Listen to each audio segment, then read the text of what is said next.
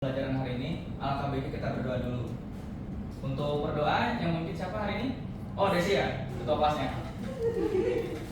Pak Desi, diperdoa. Oke, sebelum kita memulai pembelajaran hari ini, alangkah baiknya kita memulai berdoa terlebih dahulu. Berdoa dimulai.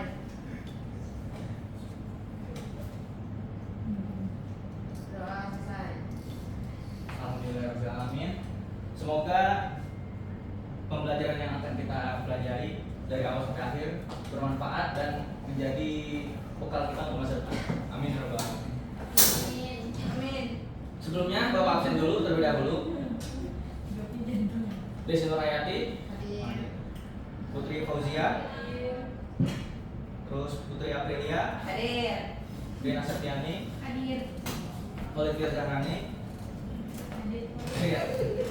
Terus kira Fauzi, oke. Ada semua ya, alhamdulillah. Nah, untuk materi pembelajaran hari ini kita akan mempelajari tentang sistem sirkulasi darah.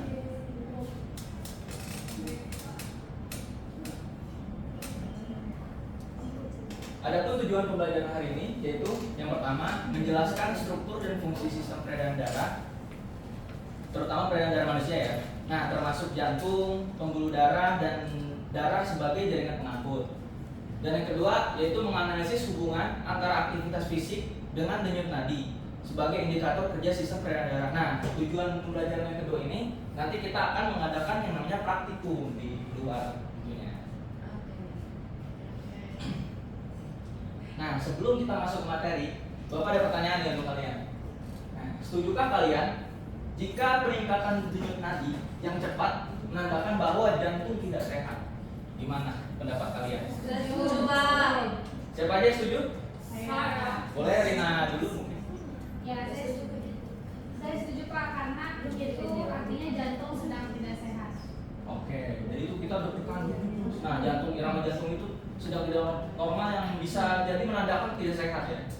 Kalau Olive gimana pendapatnya? Setuju Pak, karena jika denyut nadi naik terlalu cepat, artinya jantung sedang bekerja lebih keras dari keadaan normal dan bisa jadi adanya penyakit pada jantung.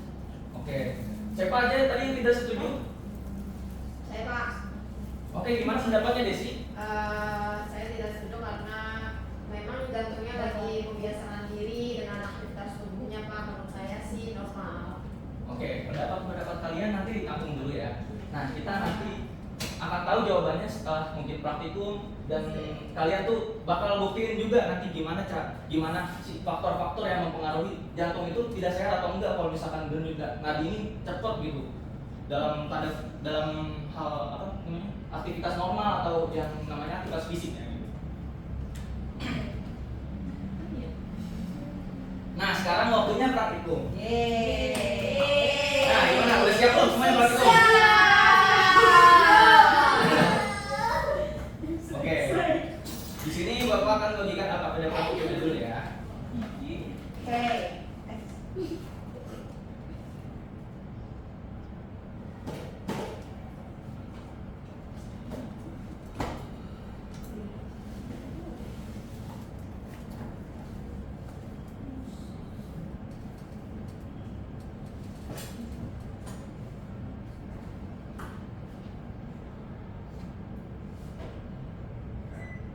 Udah dibuka PPT-nya?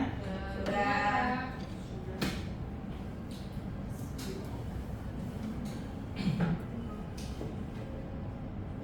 Oke, ada yang bisa membacakan apa tujuan praktikum kita hari ini? Perwakilan? Siapa aja? Saya, Pak. Boleh Putri Fauzia? Tujuannya menjelaskan struktur dan fungsi sistem peredaran darah manusia, termasuk jantung, pembuluh darah, dan darah sebagai jaringan pengangkut. Terus yang kedua, menganalisis hubungan antara aktivitas fisik dengan denyut nadi sebagai indikator kerja sistem peredaran darah. Satu lagi Pak, sekalian. Oke, apa tuh? Menganalisis hubungan antara aktivitas fisik dengan denyut nadi sebagai indikator kerja sistem peredaran darah. Oke. Ada yang bisa jelasin rumusan masalah untuk praktikum ini? Saya, Pak. Iya, gimana rumusan masalahnya Desi? Rumusan masalah yang nomor 1 itu perubahan bagaimana struktur dan fungsi sistem peredaran darah manusia berperan dalam mengatur denyut nadi saat beraktivitas. Oke, satu lagi, dua lagi apa? Kalau yang struktur itu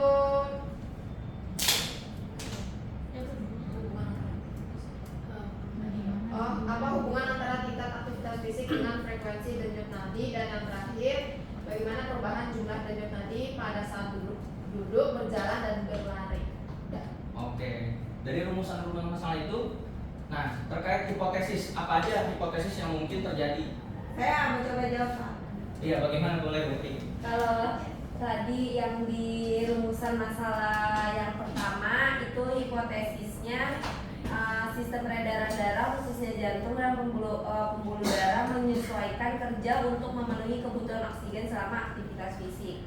Oke, ada lagi gak? Siapa yang mau berhipotesis?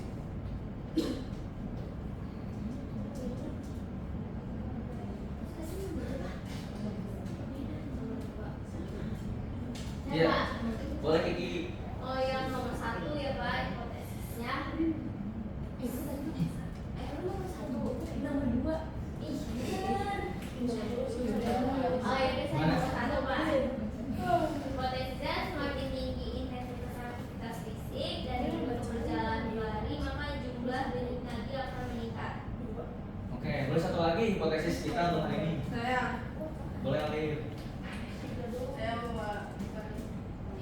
Terdapat hubungan positif antara aktivitas fisik dan peningkatan denyut nadi sebagai bentuk respons tubuh terhadap peningkatan kebutuhan metaboli.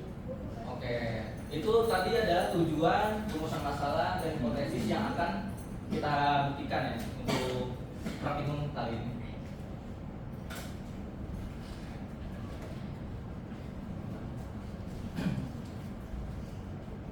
Nah, di sini alat yang dibutuhkan itu ada stopwatch.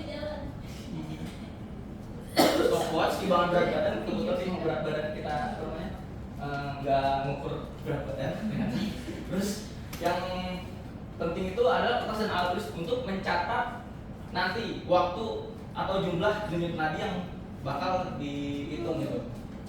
Nah, coba ada yang bisa jelasin dalam kerja untuk praktikum ini? Baca. Iya, dibaca. Boleh.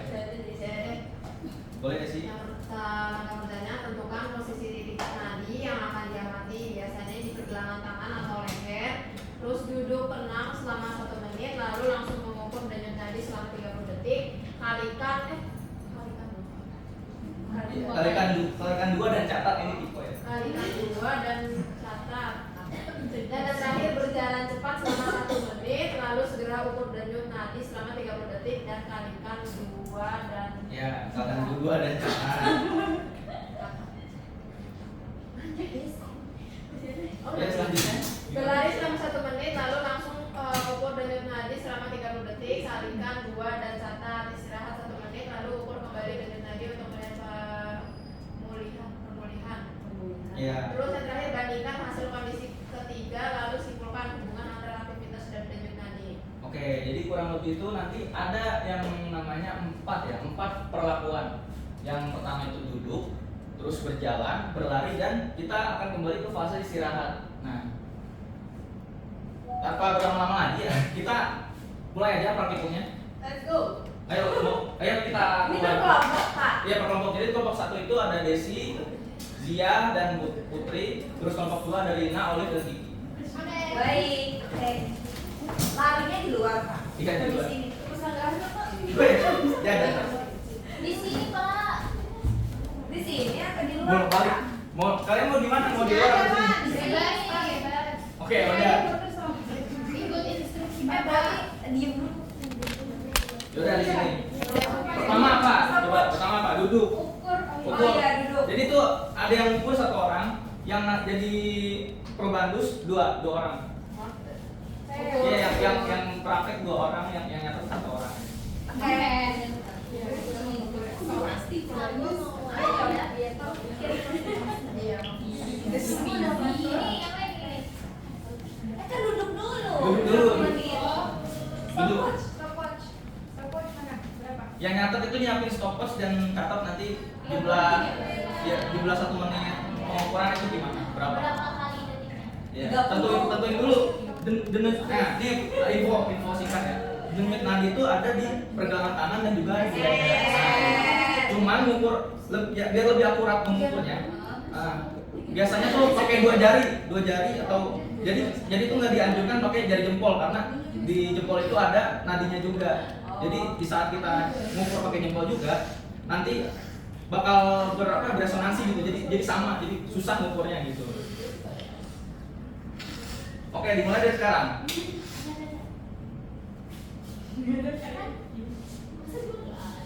Mulai ya. Iya, dimulai dari sekarang. Iya.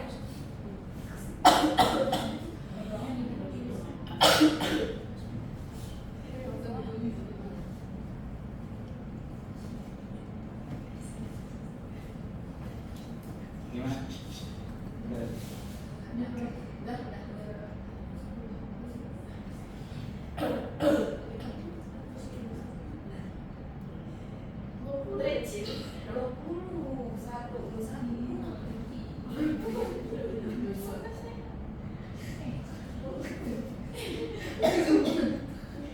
Ini kelompok 1, Rina. Kamu di bawah dong. Udah Pak. Oke, udah kelompok satu udah. Udah. Kelompok satu ada berapa dari desi dulu nih? Yang 28, desi yang 28. Putri 21. 21. Kelompok gua gimana ya? Dan Rina, siapa yang nyatet? Saya. Yang oleh ada berapa? Ada berapa yang didiam tadi? Ada berapa? 22. 22. Kiki ada berapa? 49. Wah, pasti paling banyak ya kayak gini 49. Oke. Kita berlanjut ke perlakuan kedua. Apa perlakuan kedua? Setelah berjalan, nanti setelah berjalan. Nah, berjalan selama 1 menit dan dilakukan pengukuran. Oke, 1 menit, timer. Mulai. 1, 2, 3. Let's go. Jalan nih, Pak. Jalan dulu.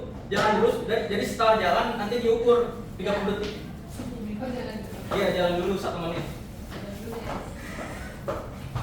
Pak, berarti dikali 2, Pak. Iya, dikali 2.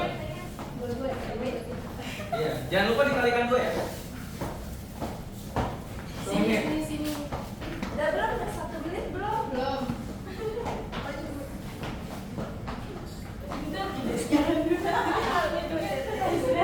Lari. Kelompok 1 udah? Oh, belum, masih jalan. Sabar. Jalan ya. Iya, ukur denyut nadinya. Udah?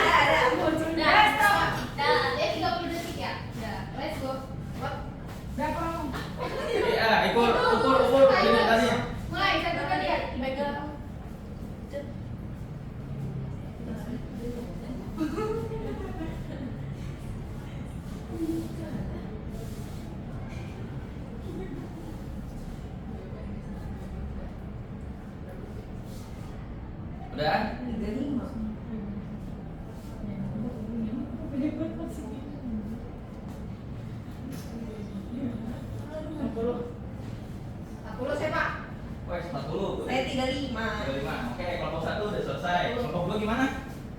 Iya betul. Udah 30 detik. Berapa? Wah, 59 banyak juga ya. Nah sekarang lari Pak. Oke, kelompok 2 udah, kelompok 1 udah. Kita berlanjut ke perlakuan yang selanjutnya. Berlari. Kita larinya bareng aja. Yuk,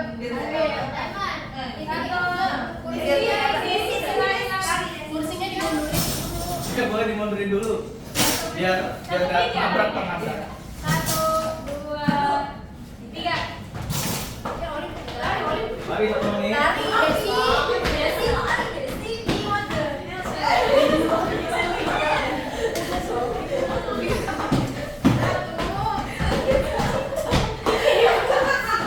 Desi kalau jauh di bawah pada kali pakai balok. Kalian pakai celana.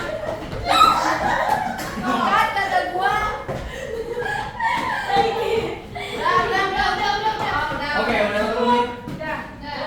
Itu sekarang Ya, itu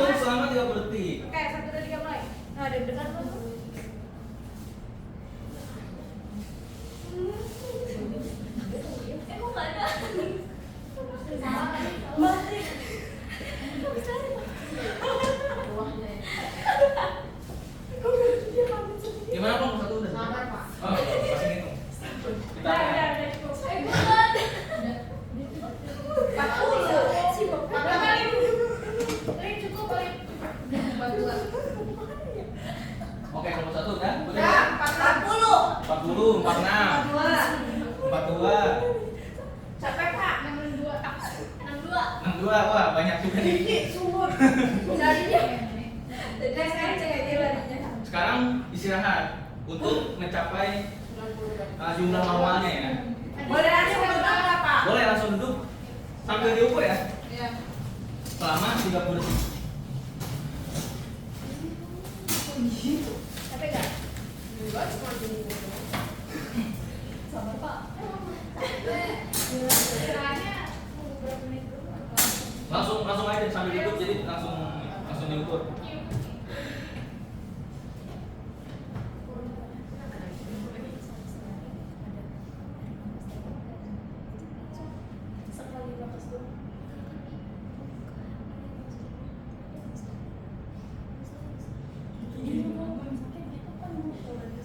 Gimana udah? 26. Gue 26 ya. Iya, yang istirahat yang 30 detik ya dilanjut. Gue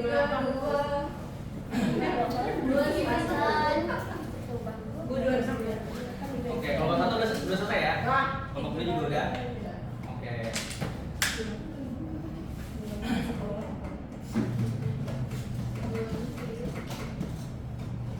Gimana, capek gak? Enggak.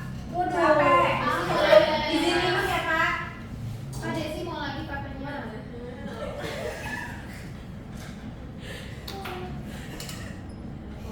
Oke, jangan lupa dicatat ya. Gimana, kelompok 1 udah selesai nyatat ininya? Pengamatan? Boleh Pak.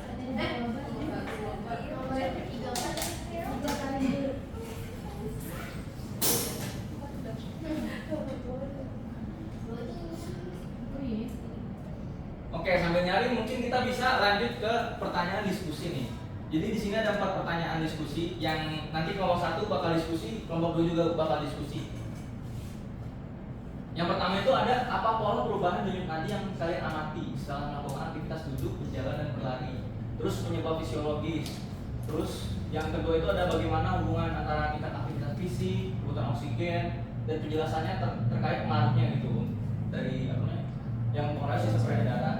Terus semua anggota kelompok itu nunjukin pola perubahan nggak pada nadinya, apa jumlah nadinya gitu, faktor-faktor apa aja gitu yang mungkin terjadi. Yang terakhir itu makna hasil praktikum ini. Jadi tuh praktikum ini tuh dalam kehidupan sehari-hari apa yang berpengaruh gitu dalam menjaga kesehatan jantung, khususnya pada sistem peredaran darah. Gimana, udah selesai semua? Udah. Mungkin kelompok dari kelompok 1 bisa Satu. bisa maju. Cia maju.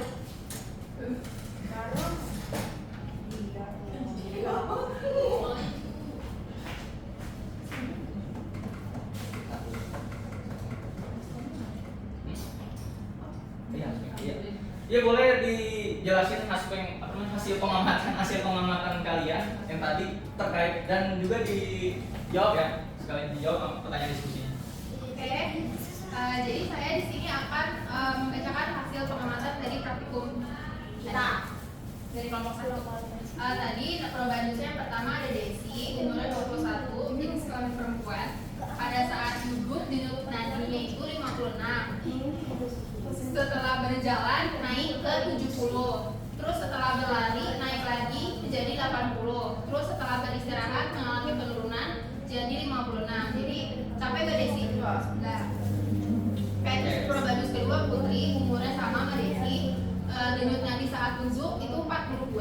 Terus mengalami kenaikan juga setelah berjalan menjadi 80. Dan setelah berlari mengalami kenaikan juga jadi 92. Lalu setelah istirahat kembali mengalami penurunan sama kayak Desi juga menjadi 52. Putri capek gak? Lumayan. Oke. Terus yang menjawab pertanyaan diskusi yang sudah kami diskusikan. Yang pertanyaan pertama, pola perubahan denyut nadi yang diamati menunjukkan peningkatan bertahap dari duduk ke berjalan lalu ke berlari. Peningkatan ini terjadi karena aktivitas fisik yang lebih berat itu membutuhkan lebih banyak oksigen, sehingga jantung akan memompa darah lebih cepat untuk menyuplai oksigen ke seluruh tubuh. Terus untuk pertanyaan yang kedua, hubungannya semakin tinggi tinggi tingkat aktivitas fisik, maka akan semakin besar kebutuhan tubuh akan oksigen. Sistem peredaran darah berperan penting dalam mengangkut oksigen dari paru-paru ke jaringan tubuh melalui darah. Nah, sehingga denyut jantung meningkat untuk mempercepat distribusi tersebut saat aktivitas meningkat. Sudah selesai, Pak. Terima kasih kelompok 1. Beri tepuk tangan untuk kelompok 1. Selanjutnya perwakilan dari kelompok 2, siapa yang maju? Oke, Tina, silakan. Terima kasih, Pak.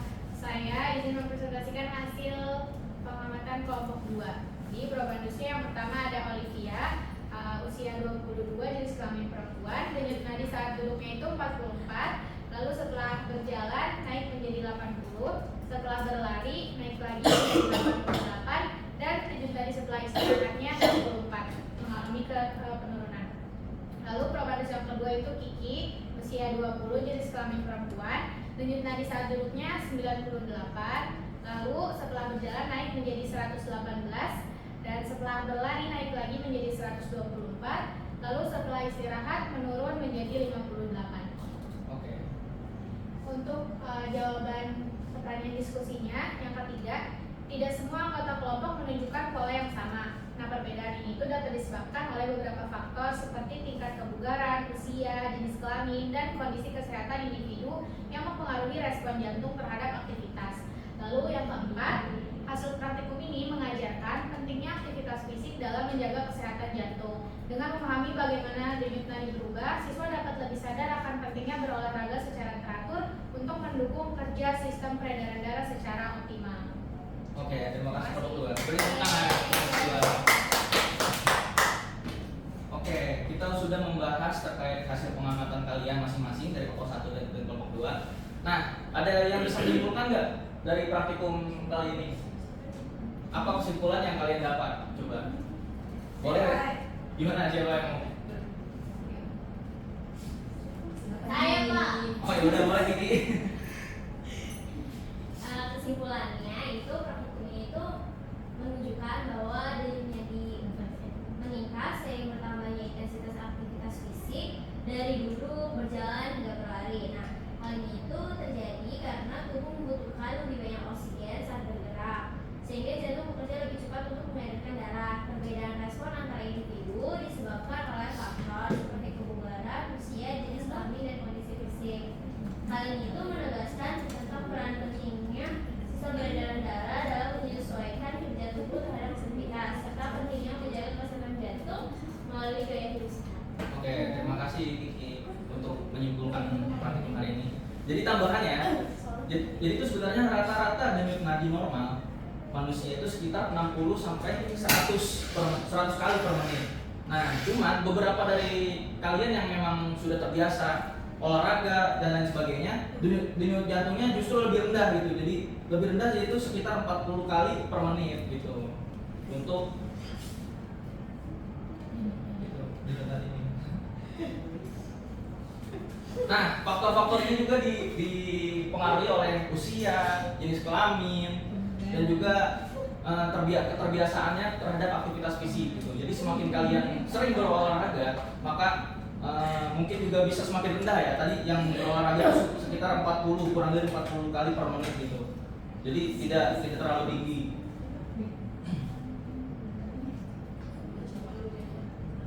Jadi itu pertanyaan yang sebelumnya, setujukah kalian bahwa jantung itu lebih cepat itu menandakan ada masalah kesehatan gitu? Jadi tidak, jawabannya ya tadi kita sudah praktikum tuh, jadi nggak selalu jantung kalian itu bermasalah sebenarnya. Jadi denyut nadi yang cepat itu memang normal gitu ya, normal karena dipengaruhi oleh aktivitas fisik gitu, dan juga faktor-faktor yang lain tadi yang seperti Bapak jelaskan. Nah, terkait sistem peredaran darah, nah organ-organ yang berperan yang pertama itu adalah jantung ya. Nah, jantung itu berfungsi sebagai pompa gitu, mengalirkan darah ke seluruh tubuh. Dari bilik kanan, ada ruang-ruang di sini. Serambi kanan, bilik kanan, serambi kiri, dan juga bilik kiri. Nah, jantung itu ya tadi Bapak udah jelasin. Jadi itu serambi itu di ruang atas ya. Serambi itu di ruang atas. Nah, bilik di ruang bawah. Nah, bilik ini sebagai pemompa, sementara serambi itu sebagai penerima gitu. penerima aliran darah.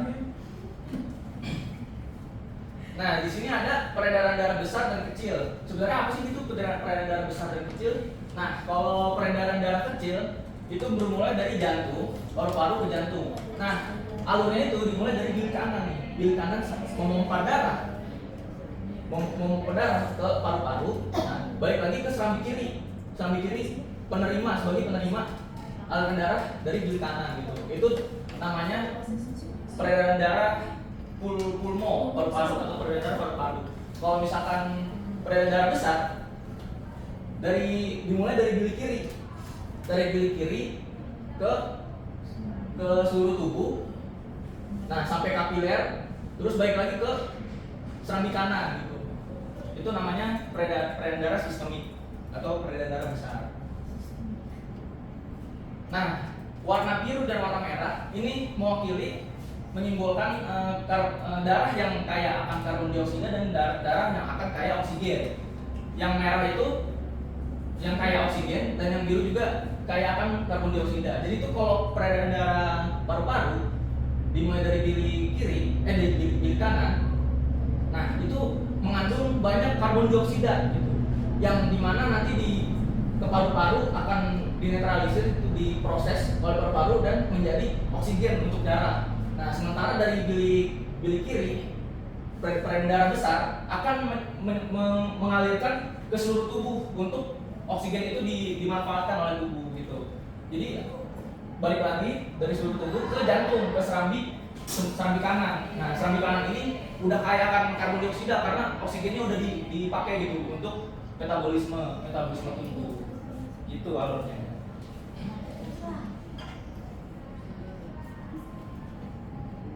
Nah, komponen yang selanjutnya ada darah nih.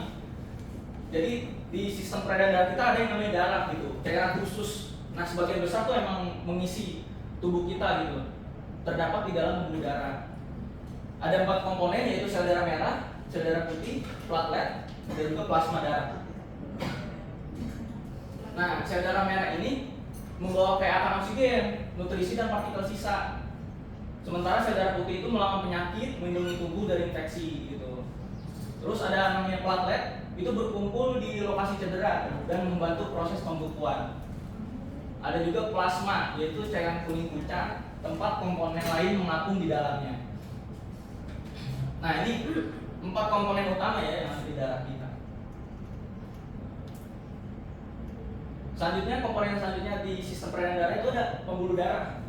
Nah, semacam tabung gitu ya, atau saluran yang membawa darah ke seluruh tubuh kita. Nah, ada 3 jenis nih pembuluh darah. Ada vena, arteri, dan kapiler. Nah, masing-masing itu ukurannya beda, strukturnya juga beda. Ada yang tebal, ada yang tipis, dan lain sebagainya gitu. Nah, seperti yang Bapak jelaskan tadi ya. Jadi ini pembuluh darah. Nah, arteri itu membawa darah dari jantung. Terus kapiler, ada kapiler yang membantu pertukaran zat di antara darah dan jaringan. Terus ada juga yang namanya vena gitu, membawa darah kembali ke jantung. Nah, Bapak nih ada pertanyaan satu. Tadi kita kan ngukur yang namanya denyut nadi. Nah, sebenarnya nadi itu termasuk pembuluh darah yang mana nih? Ada yang tahu nggak kira-kira? Bapak? Tebak-tebakan aja ya. Gimana ini? Arteri. Oke, arteri. Ada lagi nggak? Oke, ada yang jawab arteri, ada yang jawab vena ya. Nah, berhubung dari tadi ya yang Bapak jelaskan peredaran darah besar gitu dari jantung tubuh. Nah, di pergelangan tangan atau leher yang kita ukur itu kan termasuk tubuh ya, termasuk di luar tubuh gitu, bukan ke paru-paru, bukan ke peredaran darah kecil. Nah, sistem peredaran darah besar ini yang berperan penting itu sebenarnya arteri gitu. Arteri, kenapa arteri? Karena ketebalan pembuluh darah itu beda. Karena jantung itu kan membawa banyak darah ya untuk ke seluruh tubuh. Jadi itu pembuluh darahnya itu harus yang tebel gitu, yang tebel yang nggak boleh tipis kayak vena. Ini kan vena tipis ya. Nah, karena membawa darah dari jantung, dia tuh harus yang tebel karena biar nggak ada yang namanya kebocoran atau yang hal-hal yang tidak diinginkan. Itulah kenapa disebut arteri atau denyut nadi gitu. Karena denyut nadi kita sebenarnya dari jantung alirannya langsung dari jantung gitu. Berbeda dengan vena, membawa darah kembali ke jantung. Jadi darah-darah dari seluruh tubuh yang akan berkumpul ke serambi kiri yang tadi Bapak jelasin itu dibawa oleh vena. Gimana peran kapiler ini tipis banget nih. Nah, kapiler ini tipis bukan karena bahaya atau gimana ya kayak arteri. Nah, kapiler ini emang buat pertukaran zat. Jadi itu dibuat tipis untuk memudahkan darah-darah atau pertukaran nutrisi gitu di dalam pembuluh darahnya gitu. Putus-putus kenapa Pak? Nah, itu putus-putus ini sebenarnya berpori ya, bukan masalah berpori ya. Lebih karena tipis gitu. Jadinya saking tipisnya pertukaran zat itu memungkinkan gitu. Memungkinkan di seluruh tubuh untuk melakukan pertukaran nutrisi gitu. Di darah, jaringan dan lain sebagainya. Nah, kalian juga harus tahu salah satu penyakit yang diserang yang gimana ya? Penyakit di sistem peredaran darah gitu. Nah, salah satunya itu adalah sel sabit gitu. Jadi itu beberapa penyakit ya, ada anemia, hipertensi. Nah, salah satunya tapi yang kita bahas di sini adalah penyakit sel sabit yang perlu kalian tahu. Nah, penyakit sel sabit itu atau yang disebut sickle cell disease ya. SCD.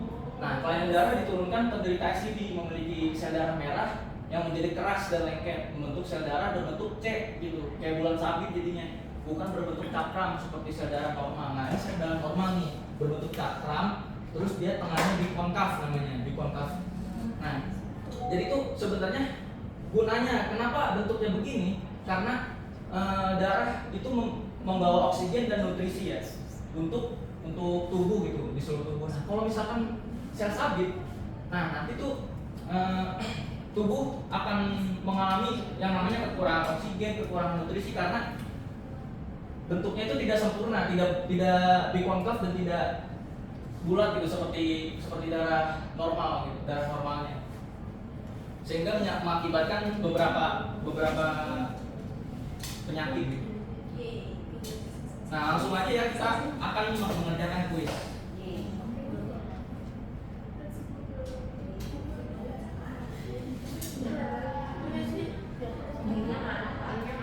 Bentar ya, Bapak akan kirim kuisnya.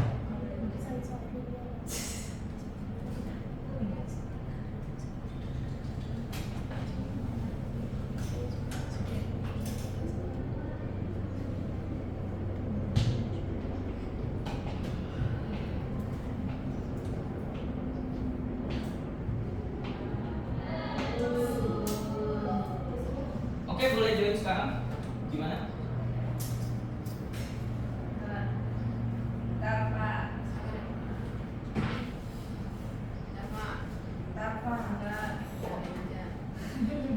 Oke, di sini udah ada Desi, udah ada Sia yang masuk. Winky, siapa Winky? Oh, Winky.